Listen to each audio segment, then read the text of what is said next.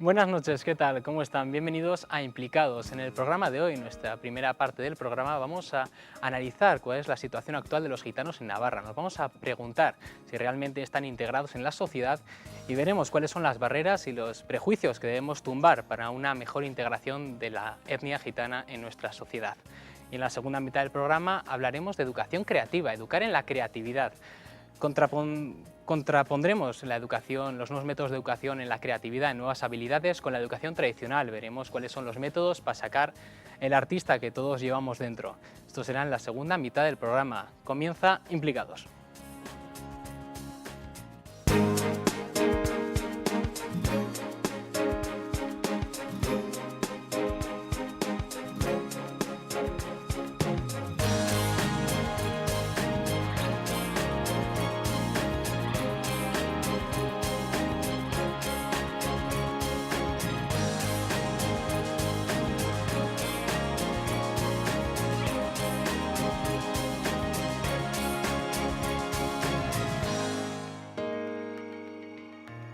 Comenzamos hablando de la integración gitana en la sociedad, cuáles son las barreras, cuáles son los prejuicios que debemos tumbar, que debemos eliminar.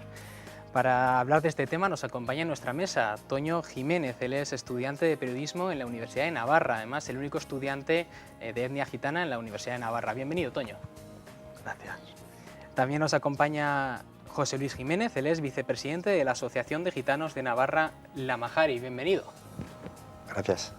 Y también nos acompaña Inés García, ella es la directora en Navarra de la Fundación del Secretariado Gitano en Navarra. Bienvenida, Inés, buenas noches. Gracias, buenas noches. Y a mi izquierda se encuentra por último Rocío Borja, ella es gitana, técnico en el Centro de Inserción Sociolaboral NABUT. Buenas noches. Buenas noches.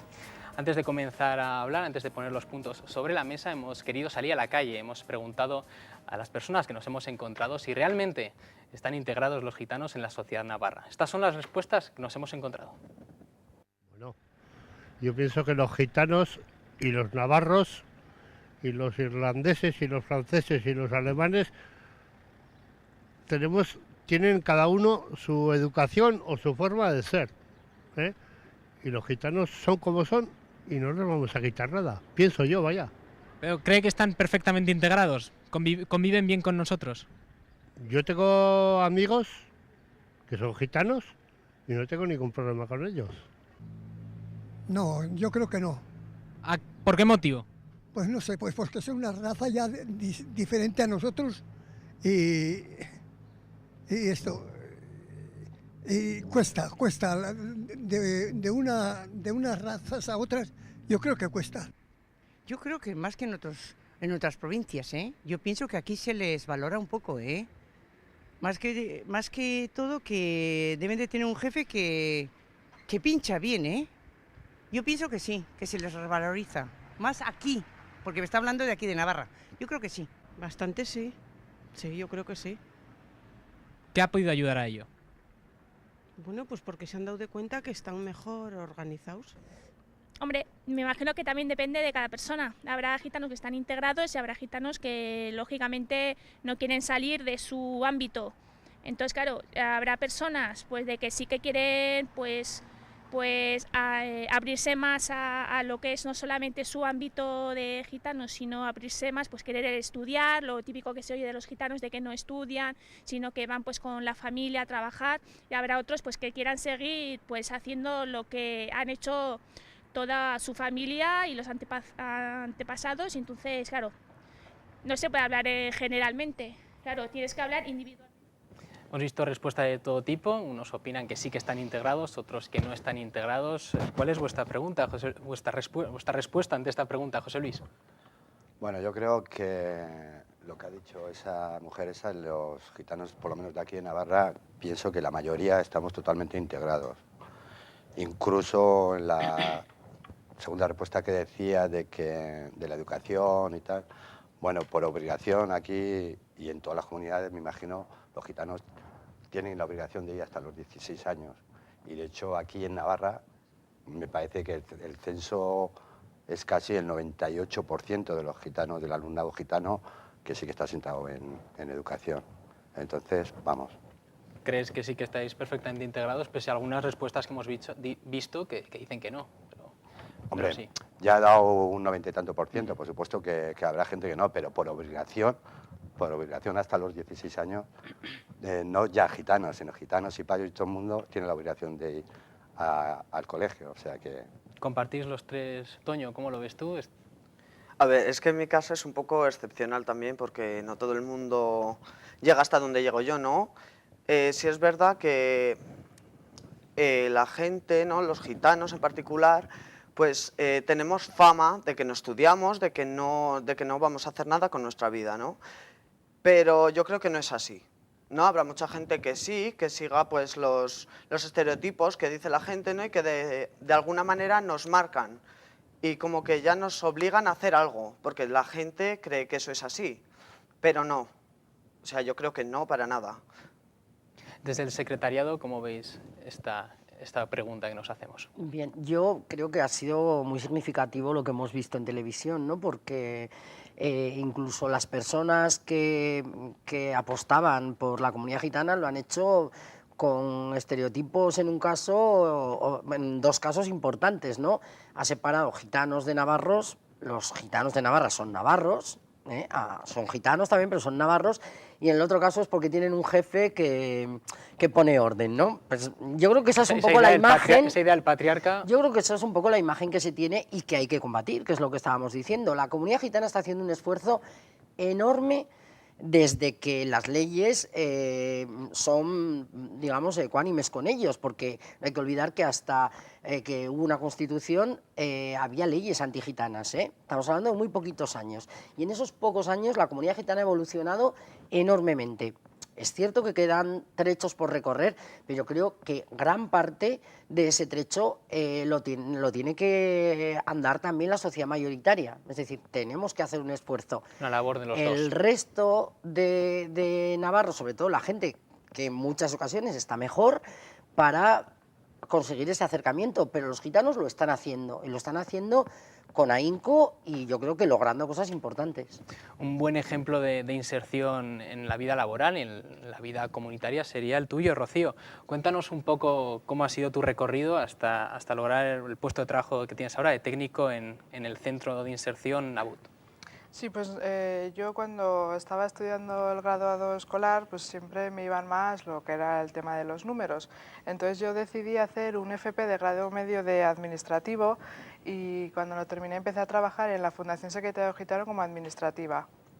Y al final acabé en lo que es Nabut, el Centro de Inserción Sociolaboral que tiene la Fundación Secretario Gitano, y ahí estoy. ¿Y compaginas bien tu vida laboral con tu vida personal?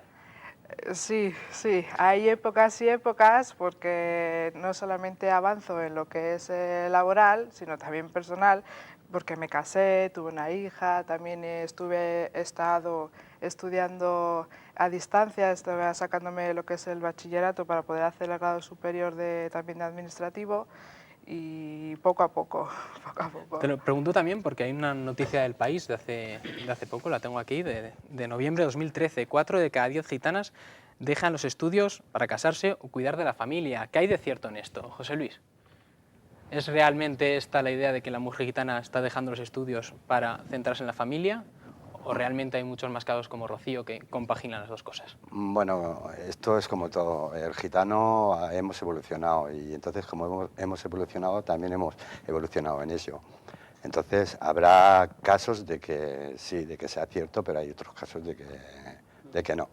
Yo le daría un poco la vuelta a eso, no diría la mujer gitana está dejando los estudios, sino que se está sumando cada vez en mayor número a los estudios. Yo creo que antes el porcentaje era mayor, aunque la distancia es enorme, y hay que trabajar mucho en eso y ahí no nos tienen que doler prendas en decir que hay que avanzar mucho. Pero lo que sí es cierto es que antes muchas menos gitanas lograban hacer, por ejemplo, lo que hace Rocío, cada vez son más. Yo creo que a la cosa hay que darle la vuelta. Es cierto que los números son importantes, pero yo creo que cada vez se van rompiendo más, aunque queda un trecho importante y todos tenemos que hacer un esfuerzo, todas las instituciones, la propia sociedad mayoritaria, la comunidad gitana y los propios chiquitos, ¿no? Pero en eso está. ¿Cuál sería la situación actual de la mujer gitana? ¿Cómo podríamos definir la situación actual? Inés. Hombre, yo creo que es muy heterogénea, como la propia comunidad gitana. Yo creo que si hay algo que define a la comunidad gitana y a las mujeres gitanas es la heterogeneidad. Yo creo que todos pensamos, cuando hablamos de gitanos, pensamos en, bueno, en lo que hemos dicho, en un estereotipo, y realmente eso no es así. Hay mujeres ahora mismo que ciertamente están cumpliendo más o menos el estereotipo que se tiene de ellas, de casarse jóvenes, aunque cada vez se casan más tarde, de tener hijos jóvenes, aunque cada vez los tienen más tarde, de tener familia numerosa, aunque cada vez se tienen menos, y yo creo que están haciendo una evolución como lo hace la sociedad mayoritaria. Tampoco las mujeres payas, para entendernos, están igual que hace 30 años. Pues en el caso de las mujeres gitanas tampoco. Yo creo que cada vez se va viendo más. El caso de Toño es la excepción, es un chico estudiante universitario. El resto de las chicas son gitanas, son mujeres de las que están en la universidad. Y hay muchas chicas que ahora terminan los estudios. Sí que es cierto que todavía queda mucho camino por recorrer, yo creo que no hay que engañarse, pero hay una evolución importante y yo creo que es imparable ese camino que se ha empezado. Yo soy, creo, vamos, optimista de que es imparable, de que aquí ya, bueno, poco a poco... Estamos avanzando entre todos, claro. Sí, sí. Os quería preguntar, otra de las frases que hemos oído en el vídeo ha sido, tendrán un jefe, tendrán... Se tiene mucho la idea del patriarca, pero también puede ser porque en la comunidad gitana se tiene a los mayores en alta estima. ¿Se sigue manteniendo, José Luis, esta estima a las personas ancianas, este respeto? Bueno, yo lo primero que me gustaría aclarar es una cosa, que yo personalmente la palabra patriarca, por lo menos aquí, creo que no existe.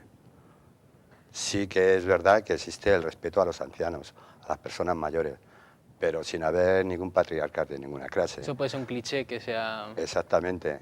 Hay un respeto a los ancianos, a las personas mayores, que son personas con mucho respeto, y entonces a esas personas son las que normalmente se les hacemos caso. Pero vamos, un patriarca, la palabra patriarca en sí, por lo menos aquí en Navarra, creo que ni existe ni lo hay. Pero sí que hay respeto a las personas mayores, se sigue manteniendo. Exactamente. Hoy en día se está perdiendo un poco en la sociedad este respeto a los mayores, lo hablamos, además hablamos de ello hace 3 semanas en este mismo programa, y se mantiene en la comunidad gitana ese respeto al mayor. Os quería preguntar también, a la hora de buscar trabajo, a la hora de acceder a la universidad, por ejemplo, Rocío, en tu caso, a la hora de buscar un trabajo, ¿habéis notado algún tipo de rechazo, algún tipo de discriminación? Pues yo personalmente lo que es laboral no, porque gracias a Dios entré en lo que es la Fundación Secretario Gitano con 17 años, o sea, fue mi primer trabajo, y tampoco es que he estado en más sitios ni he buscado, entonces directamente ahí pues no he sufrido esa discriminación. ¿Conoces gente de tu entorno, amigos tuyos? Sí, o sea, nos han pasado, ¿no? Pues igual que llamaba a una oferta de trabajo y estaba todavía disponible, volver a llamar una amiga mía y decir, o sea, se han enterado que era gitana y decirle, no, ya está cubierta. Y hemos vuelto a llamar y seguía, o sea, sí, nos siguen pasando esas cosas, pero... Desde la casos puntuales también. Casos puntuales, excepciones podrían ser. Desde la Majarí, ¿compartís este mismo sentimiento de que son excepciones o veis que hay una mayor discriminación en los casos que bueno, tenéis? Yo particularmente creo que no, creo que hay un montón de casos. Creo que el pueblo gitano, la comunidad gitana, somos a la hora de pedir un trabajo, a la hora de ir a cualquier sitio, no sé por qué, no sé el motivo, los peores mirados que estamos. Ya no solamente en el nivel de trabajo, en el día a día, en la calle, en mi trabajo, en todos los aspectos, vamos. Te podría contar miles de casos que vienen a nuestra asociación, me ha contado, que no voy a contar ninguno, pero te podría contar miles de casos de mucha gente de ya muchos sitios y gitanos no entráis. ¿Cómo? No entráis. Pero después quieres esas respuestas, hacerlas verídicas y claro, y hay negativa totalmente. Entonces, discriminación, pienso que sí, que un montón. Que sí que hay. Sí, por parte de la sociedad, no por parte del gitano. Por parte de la sociedad. Sí. Toño, en la Universidad de Navarra, donde estudias actualmente segundo de periodismo, ¿en tu entorno de amigos, en tu clase, notas algún tipo de...? No, para nada. No, porque además sabe todo el mundo que soy gitano, porque el año pasado tuve una asignatura que se llamaba retórica, en la que teníamos que hacer discursos y nos dejaban elegir tema. Entonces yo elegí pues, la integración gitana, ¿no?, como tema. Y nadie sabía hasta ese momento, pero claro, al decirlo, lejos de darse un rechazo, ¿no?, al revés, es como que todo el mundo venía a preguntarme cosas sobre mi cultura porque les interesaba. Entonces, ningún problema en ese Eso puede sentido. mostrar también que tenemos un gran desconocimiento de la cultura gitana. sí. En el momento que vamos a preguntar, ¿cómo lo ven tus amigos? ¿Tú tienes amigos payos, gitanos? Sí, yo mezcla? tengo amigos de todo. Payos, gitanos, extranjeros, de todo. ¿Y tus amigos gitanos cómo ven que seas el único que está estudiando en la universidad? Pues me admiran, me apoyan, sí, me apoyan, es lo que hacen, no sé. Y en cierto modo hay alguno que sí me dice como que tiene envidia y que también le gustaría, ¿no? Pero... ¿Y qué consejo admiran y darías me apoyan. a todos aquellos gitanos que te pueden estar viendo ahora y pueden estar diciendo yo también quiero estudiar en la universidad? Bueno, pues, ¿Qué consejo les darías? Pues esfuerzo, el esforzarse lo es todo. Eso es. También hablamos, cuando hablamos de etnia gitana, el concepto de familia tradicional. ¿Qué verdad es verdad que la familia gitana es muy tradicional? ¿Es esto también un prejuicio que tenemos? Inés. A ver, yo creo que hay cosas como las que ha mencionado José Luis en los que los gitanos mantienen o han mantenido costumbres más arraigadas que igual que el resto de la sociedad mayoritaria. Yo creo que hay todo tipo de familias también, ¿no?, que nos encontramos con gran variedad y en cualquier caso, uniendo un poco, quería apuntillar lo que decía Toño, con el desconocimiento que se tiene sobre las personas. Yo creo que cuando se piensa mal de los gitanos es porque no se les conoce y se les juzga antes de conocerlos, ¿no? Pues eso, cosas que nos estamos preguntando todos nosotros aquí ahora, como de cómo son las familias, cómo son... La gente no lo sabe y muchas veces tampoco se lo pregunta, ¿no? Entonces, cuando se rompe con eso es cuando realmente uno descubre pues, que los gitanos son muy parecidos al resto de sus vecinos, ¿no? Tendrán particularidades y costumbres que tienen más arraigadas, pero es cierto que eso no impide que se puedan relacionar con el resto de personas con total normalidad, como podemos ser cualquier vecino de un bloque, que uno practica religión, el otro no. Bueno, pues dentro de la comunidad gitana, aunque ellos en general y como mayoría tengan ciertas cosas en común, eso no impide que su relación con el resto sea buena o sea óptima, ¿no? Quizá un problema, este desconocimiento que se puede tener muchas veces es la televisión. Programas como Palabra de Gitano, yo creo que pueden, en mi opinión, hacer mucho daño si son erróneos los planteamientos, las cuestiones que se están tratando. ¿Cómo veis el tratamiento de los gitanos que se hace en la televisión, José Luis? Bueno, yo particularmente hay con muchas cosas del programa ese que no estoy de acuerdo, vamos. Pero también voy a significar unas cosas. Ha salido el tema de las familias. También pienso que los gitanos navarros no somos como los gitanos de otras comunidades, no voy a nombrar ninguna. Pero eso es lógico y normal, porque pienso que tampoco los payos de Navarra o de Euskal Herria son las mismas costumbres que otras comunidades, ¿no? Sí, sí. Entonces, creo que en ese aspecto me imagino que muchas comunidades que han hecho ese programa habrán hecho con las costumbres suyas. Yo, hablando de las costumbres nuestras de aquí, que con muchas cosas, pues pienso que no estoy de acuerdo. ¿Y cuáles serían esas costumbres que podríais tener en común todas las comunidades de diferentes provincias? Porque en cada comunidad hay una cultura. Por ejemplo, la cultura andaluza se basa mucho en la religión, en los santos, en las procesiones. Aquí en Navarra no existe eso. Bueno, por lo menos yo no lo veo. ¿Creéis que en algún momento la etnia gitana, las comunidades pueden haber tenido algo de culpa en estos prejuicios de los que estamos hablando? Rocío, ¿cómo lo ves? Sí, es que cada uno también, al final el día a día es lo que te hace, ¿no? Entonces también tiene mucho que ver si eres de Navarra, si eres de Extremadura. Entonces al final es lo que en tu tierra, más que si eres gitano o payo o lo que seas, es a lo que te haces también. El Centro de Investigaciones Sociológicas ha hecho encuestas, bueno, y encuestas con resultados muy duros, donde la gente prefiere tener de vecino a un expresidiario que a un gitano, ¿no? Comentarios de ese Muy tipo. duro. Curiosamente, quien opinaba eso son gente que no conoce personalmente ningún gitano, o la mayoría de los que opinan eso. Por lo tanto, ahí es donde decimos que pesan muchísimo los prejuicios que se tienen, ¿no? Es decir, uno se hace un concepto de un gitano y eso es lo que extrapola a piensa, todos. eso es lo que piensa de la comunidad gitana, cuando normalmente quien conoce gitanos no tiene ningún problema. Y ha salido, también lo hemos visto en las preguntas de yo tengo amigos gitanos, ha dicho un señor. El primer entrevista. Claro, entonces, es más, cuando un gitano se sale un poco de lo que la gente piensa que tiene que ser un gitano, el comentario que les hacen pensando que se lo hacen en plan bien es que tú no pareces gitano, ¿no? ¿Cuántas veces os han dicho eso a A mí, vosotros? por ejemplo, en muchas ocasiones No, me lo han pues, comentado. Claro, Han llegado a ellos son comentar, más no pareces gitanos que gitano, No nadie, pareces ¿no? gitano, pero eres gitano. Pero yo todo esto lo definiría solamente en mi familia, ¿no? En mi persona, ¿vale? Yo, por ejemplo, me levanto a las 6:30 de la mañana, salgo de casa a las 7, voy a trabajar, llego a las 3 de la tarde, 2:30, 3 de la tarde en mi casa, como, me echo la siesta, bajo, estoy con mis amigos, payo, con mi familia, echamos una partida al mus, subo a casa, ceno y me acuesto y al otro día la misma operación. Que no haces nada... Soy diferente a los demás. Los Exacto. gitanos somos diferentes a los demás. No lo entiendo.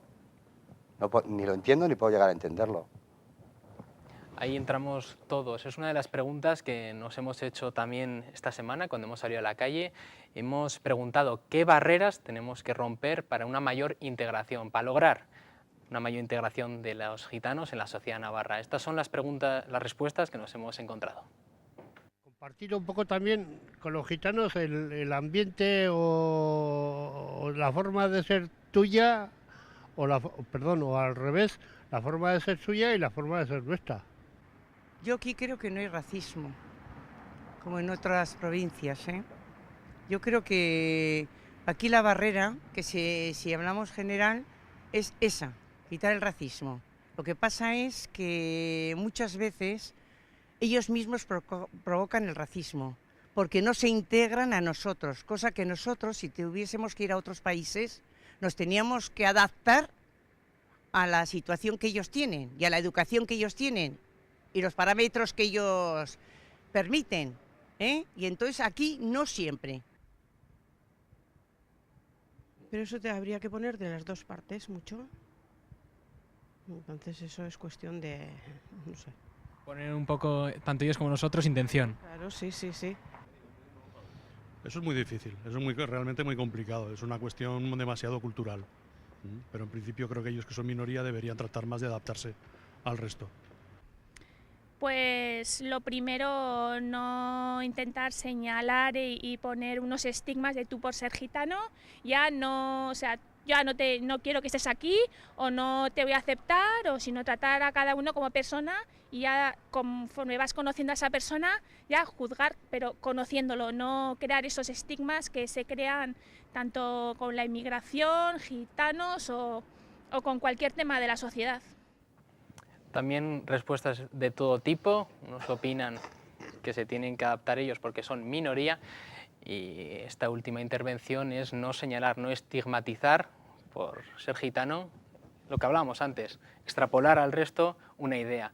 ¿Cuáles son, en vuestra opinión, las principales barreras que deberíamos romper? Toño, ¿qué barreras debemos romper para una mayor integración entre todos? A ver, es que lo que yo creo personalmente es que los gitanos y los payos somos exactamente iguales. Lo que pasa es que nosotros tenemos unas cosas que nos diferencian de ellos, pero son cosas que son culturales, no son cosas de la vida cotidiana. Entonces yo creo que lo que habría que intentar eliminar son esos estereotipos que nos tienen tan marcados. Eso es lo que creo yo. Inés. Hombre, yo creo que es importante distinguir que dentro de la comunidad gitana, es lo que he dicho antes, es muy heterogénea.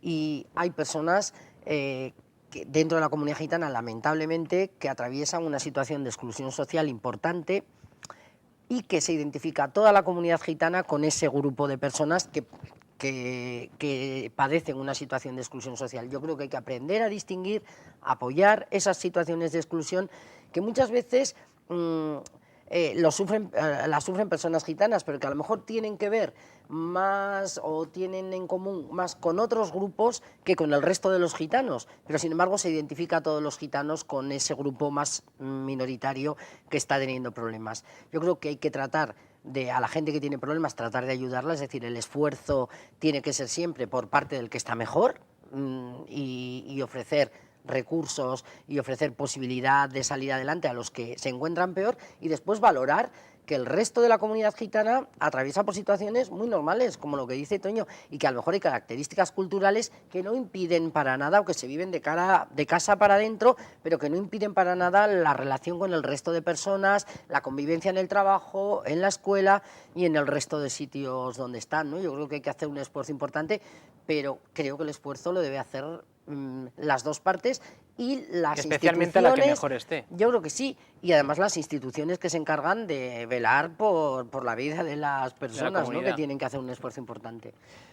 Frases como la de la antropóloga Teresa San Román: los gitanos han construido su identidad en contraposición a lo payo. ¿Es esto cierto, José Luis? No, yo creo que no, para nada. Yo vuelvo a repetir lo mismo. Y volvería a repetir lo mismo en todas las conversaciones que he visto en la tele. Aquí en Navarra normalmente somos de 7.000 a 8.000 gitanos, ¿no? Creo que hacemos una vida diaria normalmente como cualquier payo. Pienso que no nos tenemos por qué adaptar porque nosotros seamos 7.000 o 8.000 a una mayoría. Porque yo en mi carnet, en mi DNI, llevo que soy navarro, mis padres son navarros, mis abuelos antepasados son navarros. Al igual que todo el mundo. Igual que todo el mundo, que esa persona, que la otra y que la otra. Entonces pienso que somos iguales que todo el mundo. Que no os hacéis vuestra identidad en contraposición a nadie. Exactamente. Pienso que luego en nuestra casa, nuestra familia, será de otra forma, por nuestra cultura, por nuestra forma de ser, ¿de acuerdo? Eso no digo que no, pero en la vida cotidiana de calle... no supone un problema. Exactamente. Nos vamos a quedar con esta idea de que la inserción es tarea de todos, especialmente, como hemos dicho, de las instituciones y de aquellos que mejor están. Muchísimas gracias a los cuatro por venir, a Implicados, gracias. Y ahora vamos a pasar unos minutos a publicidad y a la vuelta regresaremos con otro tema, con educación creativa, educar en la creatividad. ¿Qué es eso? Vamos a investigarlo en unos minutos.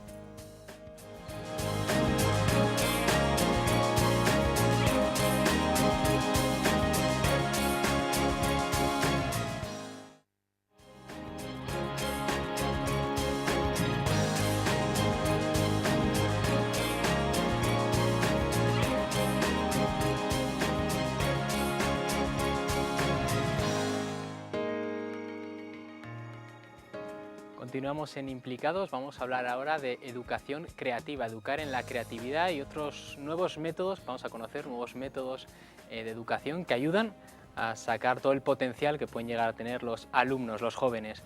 Para debatir este tema tan interesante nos acompaña hoy en nuestra mesa Eduardo Echeverría. Él es profesor de educación infantil en el Colegio Santa Luisa de Marillac, Barañáin, un colegio donde se da el bilingüismo y educan en la teoría de las inteligencias múltiples. Luego entraremos a ver qué es eso. Buenas noches. Buenas noches. También nos acompaña Alberto Rollo y él es presidente de la Asociación de Profesores de Secundaria de Navarra. Bienvenido. Buenos días. Y a mi derecha se encuentra Jocelyn Sosa, ella es cofundadora de la Escuela de Pensamiento Creativo Jocoa. Bienvenida, Jocelyn. Gracias por la invitación. Y a mi izquierda está Clara Lainez, maestra en el método Waldorf en la Escuela Waldorf Navarra. ¿Se pronuncia Waldorf, Waldorf? Waldorf. Waldorf. Llamaremos Waldorf, sí. Waldorf a partir de ahora. Bienvenida, sí. Clara, gracias por venir. Gracias a vosotros por la invitación. Nos vamos a comenzar la tertulia haciéndonos una pregunta. ¿Qué es educar en creatividad? Jocelyn, en la Escuela de Pensamiento Creativo Jocoa, ¿qué es para vosotros educar en creatividad? Mira, es abrir espacios como este para plantearnos qué es la creatividad. Creo que eso es el punto de partida fundamental, porque la creatividad se suele entender como un talento artístico que solo algunas personas son afortunadas de poder gozar con ese talento. Por otra parte, por lo menos nosotros dentro de nuestro proyecto, lo que nos interesa es fomentar e investigar el vínculo que hay entre creatividad, educación y juego, porque el juego es un factor también muy importante que es como un gatillo de la creatividad, ¿no? El juego nos puede ayudar a despertar nuestra creatividad, Claro. a aprender incluso. Claro, mientras más nos divertimos, los contenidos se hacen más memorables y nos quedan más. Entonces, independientemente de que uno quizás en el cole aprende a aprobar exámenes, el hecho de que la experiencia de aprendizaje sea memorable queda. Y entonces, pues... Ahí está el aprendizaje a la vez que nos divertimos. ¿El creativo nace o se hace, Clara? Bueno, nacemos creativos, capaces de inventar, de imaginar, de ver las cosas desde muchas perspectivas. La creatividad está en nuestra base, en nuestra naturaleza humana, y yo diría que es esa capacidad y esa fuerza que podemos llamar intuición, inspiración, ingenio, originalidad.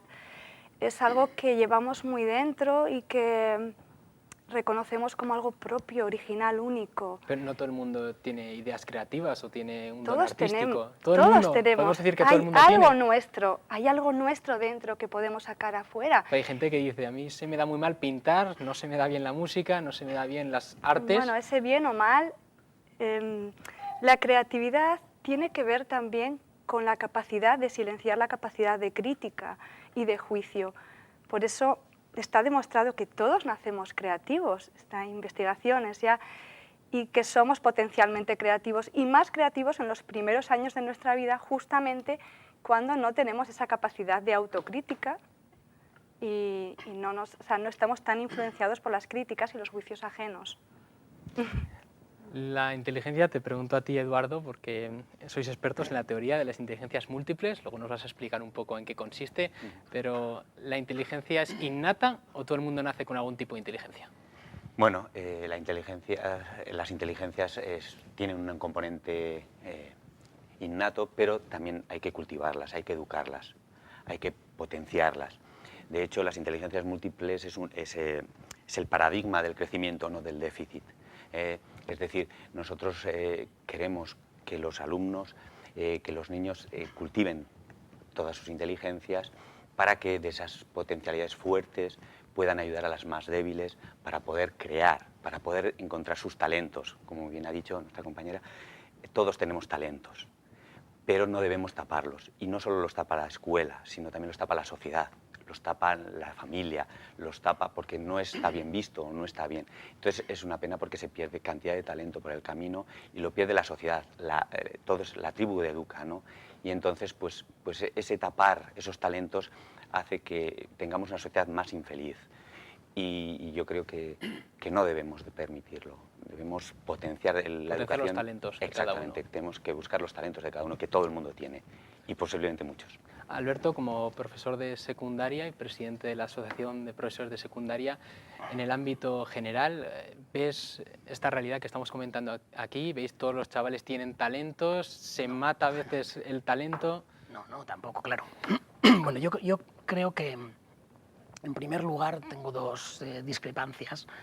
Me parecen todas teorías muy respetables, pero yo, desde luego, no comparto que sea malo la crítica, mucho menos la autocrítica. Creo que es indispensable para aprender, para evolucionar. Y por otro lado, tampoco comparto que la creatividad tenga que ser un punto de partida. A ver, en principio es difícil que alguien esté en contra de la creatividad, está muy bien, sería como estar en contra de la simpatía.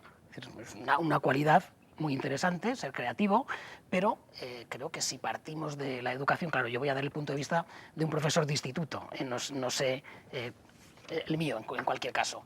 Yo creo que desde el punto de vista de la educación, habría que dilucidar primero si es posible ser creativo sin tener unos conocimientos lo más profundos que se pudiera sobre el tema en cuestión, el que fuere, y en segundo lugar, si realmente el objetivo de la escuela pública, que es la que yo conozco, es fomentar la creatividad. Yo pienso que la creatividad, como digo, es algo interesante, pero bueno, tampoco en todas las, por ejemplo, en todas las profesiones. Es decir, sería peligroso un controlador aéreo muy creativo, por ejemplo. O si voy al médico a que me operen, pues si el médico me dice que el de medicina sabe poco, pero es muy creativo, pues probablemente me levante y me marche del quirófano, ¿no? Quiero decir que depende un poco, ¿no?, en qué contexto. En cualquier caso, es positivo, pero teniendo en cuenta que lo fundamental para el desarrollo de la creatividad es tener unos conocimientos muy importantes. Yo suelo poner un ejemplo cuando hablo de estos temas muy claro, el del músico de jazz, por no hablar de un músico clásico que siempre está un poco más pegado a la partitura. El músico de jazz, que es un estilo musical muy libre, ¿no?, el que la improvisación es muy importante. Los conocimientos teóricos, el conocimiento del lenguaje musical y de la armonía que debe tener para hacer una buena improvisación es muy profundo. Creo que es un ejemplo interesante, ¿no? El problema de la creatividad es que puede ser un poco tramposa si se vende que es posible por generación espontánea, sin unos conocimientos, sin un estudio muy importante previo.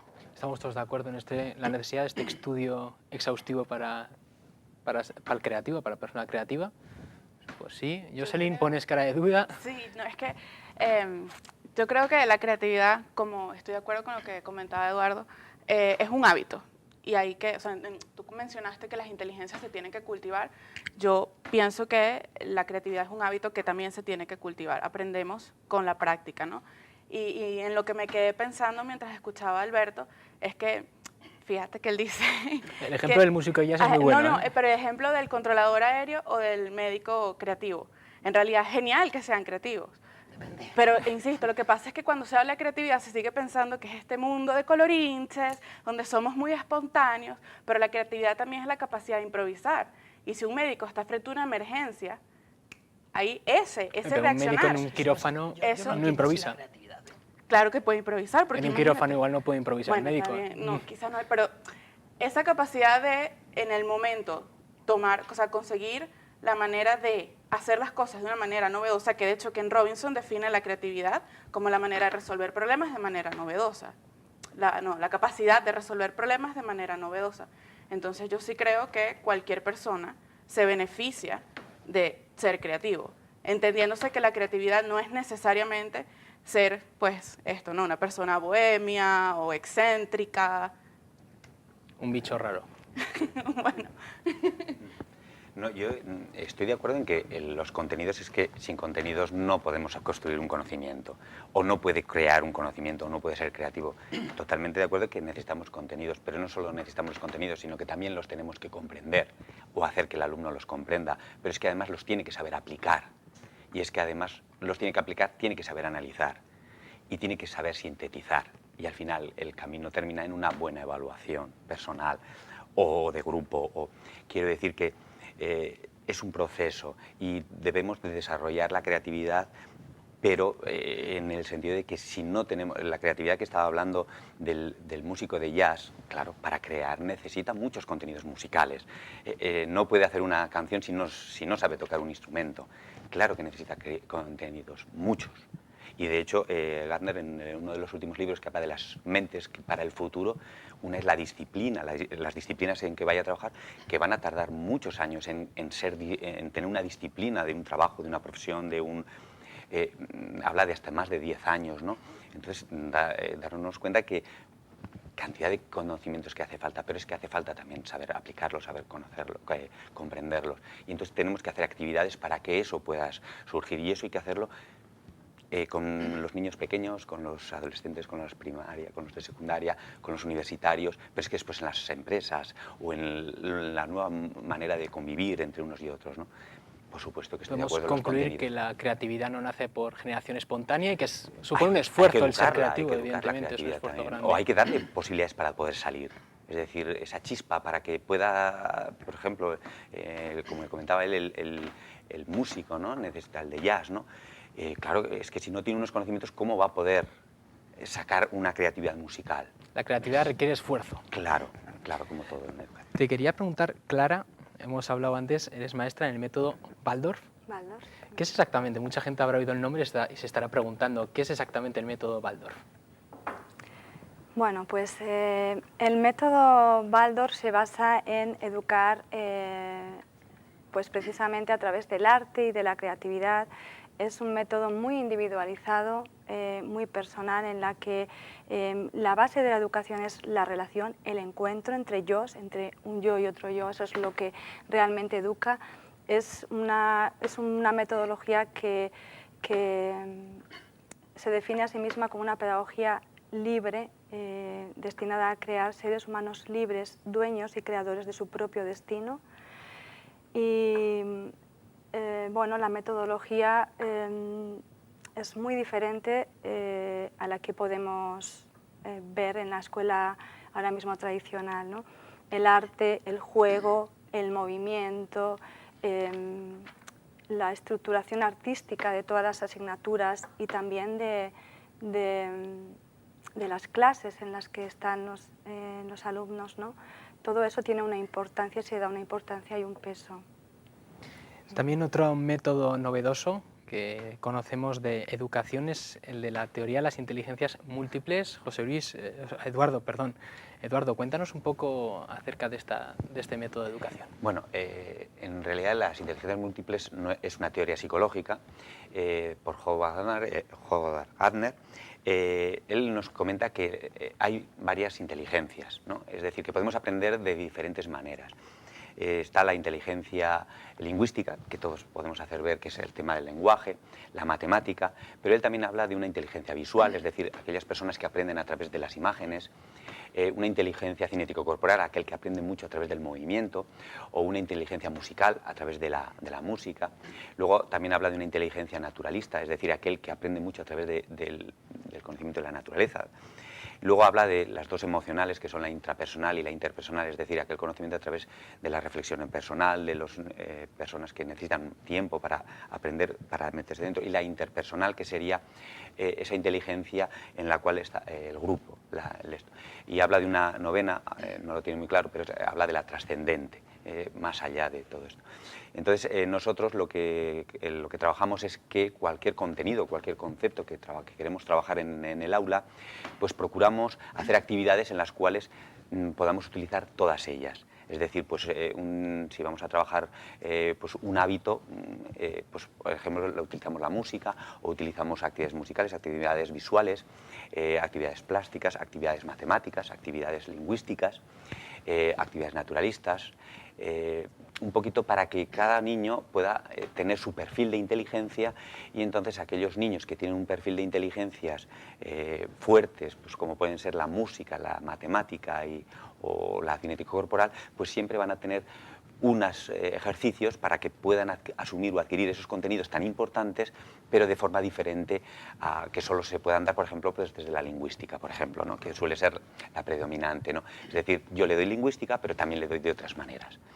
Y entonces, pues bueno, nuestras unidades didácticas o nuestros proyectos o el trabajo cooperativo que hacemos en el colegio, también con los de primaria, pues intentan utilizar diferentes actividades para que todos los niños puedan en un momento dado poder encontrar.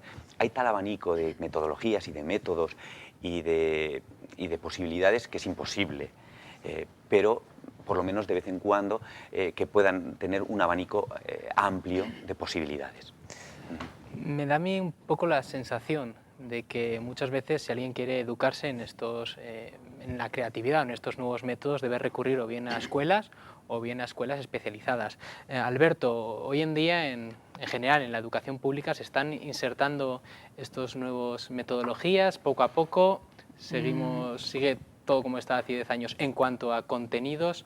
¿No se avanza en este sentido? Bueno, es que yo creo que no se trata de si se avanza o no se avanza. No se avanza, pero por otros motivos. Quiero decir que hay una sobrevaloración de la novedad. Y algo novedoso no tiene por qué ser eficaz ni positivo. Entonces, bueno, la enseñanza ya de por sí es una actividad tradicional, en la que sencillamente hace falta un profesor con conocimientos, un alumno con disposición para aprender y unas condiciones adecuadas. Entonces, a partir de ahí, buscar novedades cuando a lo mejor no es necesario, pues puede ser un poco absurdo. Sobre la inteligencia emocional, creo que se siguen infravalorando herramientas básicas y tradicionales, como por ejemplo la lectura. Parece que la lectura no sirve en una cuestión de educación emocional, y esto no es así. Hay recientemente un estudio de la nueva Escuela Social de Nueva York, según el cual la alta literatura, la literatura de calidad, desarrolla determinadas áreas cerebrales que tienen que ver precisamente con la educación emocional. Quiero decir que no es necesario innovar en exceso para desarrollar algunas cuestiones afectivas. De todas maneras, yo creo que se pone demasiado el acento en cuestiones emocionales, afectivas, y al final, de alguna manera, se termina, al menos en la etapa que yo conozco, infantilizando al alumno. Es decir, no tenemos que perder de vista que un instituto es un lugar en el que el futuro ciudadano debe aprender una serie de conocimientos y habilidades prácticas también, que fuera de la escuela no va a poder aprender. Quizás la cuestión emocional y afectiva excede el ámbito de lo que yo conozco como la escuela. Sobre este tema, sobre cómo está estructurada la escuela, nos estás contando.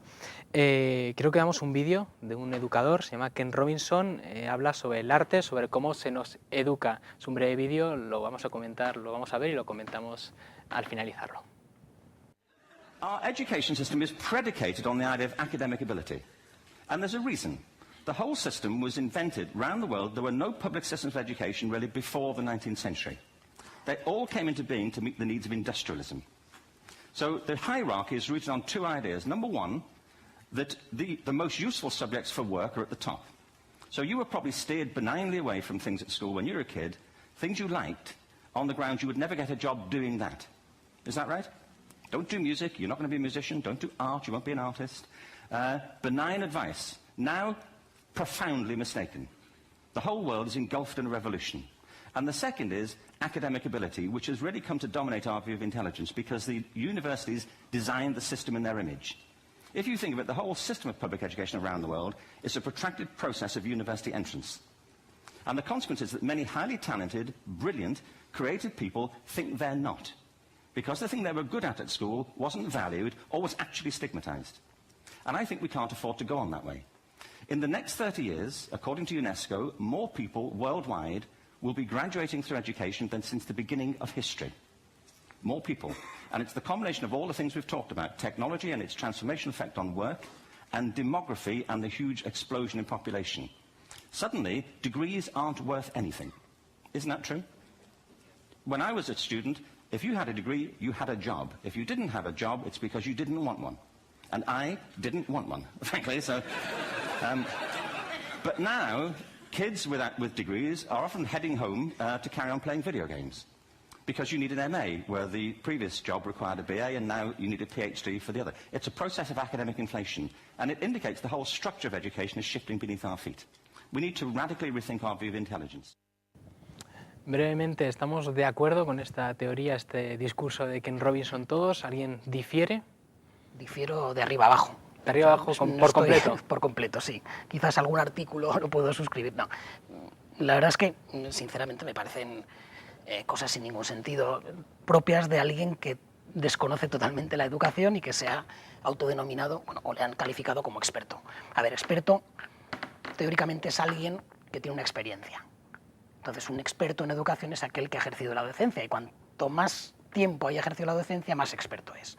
A ver, las teorías de Ken Robinson a mí me parecen peligrosísimas, porque al final, por un lado, son muy pueriles y de alguna manera indican que es poco menos que el alumno el que tiene que decidir qué tiene que estudiar y qué no tiene que estudiar. A ver, dejémonos de ser políticamente correctos y vayamos a la realidad. Es decir, cuando uno educa, no cuando uno enseña a un alumno, cuando uno educa a sus hijos, tiene que enseñarles y tiene que convencerlos de que los juguetes se comparten.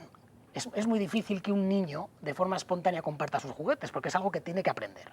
Entonces, de alguna manera, educar es reprimir en el sentido de limitar, guiar, y en la enseñanza sucede lo mismo. No es el alumno el que tiene que decidir qué hace. O sea, hay una corriente muy sentimental, según la cual parece que todo lo que tenga que ver con conceptos como esfuerzo, perseverancia, disciplina, atención, hay que desterrarlos y hay que hablar de espontaneidad, diversión. A ver, el aprendizaje, todo aprendizaje requiere un esfuerzo. Eso no se puede omitir, porque si no se engaña a cualquiera que se le diga eso. Entonces, pero es que incluso atarnos los zapatos, lo que pasa es que no nos acordamos ya, pero los niños pequeños sufren hasta que consiguen atarse los zapatos. Entonces, básicamente yo creo que hay que desterrar de una vez el sentido lúdico de la enseñanza y que es el alumno el que tiene que elegir. ¿Alguna réplica muy breve a a lo que dice Alberto? ¿Alguien? Yo Muy creo brevemente. Que, sí, yo creo que lo que yo entiendo o pretende explicar, que Robinson, estemos de acuerdo o no, yo creo que cuando uno descubre su talento, todo lo que ha dicho de disciplina, de esfuerzo, de tal, si es aquello para lo que realmente descubres que eres, es que es fundamental, es básico. Pero si tú vas a hacer aquello que realmente es tu talento, y no va a ser algo que no te atraiga, que no seas apto, si nosotros conseguimos que el alumno sepa, hablando de inteligencia emocional, que sepa cuáles son sus límites, cuáles son sus posibilidades, y encima le educamos en el esfuerzo, en la disciplina, en todo eso, y encima encuentra su talento, tanto para el trabajo como para lo demás, es ahí donde tenemos que indicarle, que guiarle. Él va a elegir una parte, nosotros le vamos a educar en otra. Es como cuando eliges la carrera, ¿no? Pero elige la carrera porque realmente sea tu pasión, tu talento, tu esfuerzo, y luego vendrá todo lo demás. Cuando algo te motiva... Exacto. Le Una pones parte ganas vamos a... y requiere esfuerzo, incluso cosas creativas. Tenemos que despedirnos, nos acaba el tiempo, daría para otro programa más, nos quedaríamos mucho más hablando, pero el tiempo se nos echa encima. Muchísimas gracias a los 4 por venir, ha sido muy interesante esta tertulia sobre educación, sobre creatividad. Y a todos ustedes les esperamos dentro de 7 días aquí en Implicados. Hablaremos de la atención a la mujer en exclusión, en riesgo de exclusión en Navarra, y también analizaremos el tema de cómo afecta la tecnología y las redes sociales a la manera de comunicarnos entre nosotros. Muchísimas gracias por estar ahí, les esperamos dentro de 7 días. Pasen una feliz semana.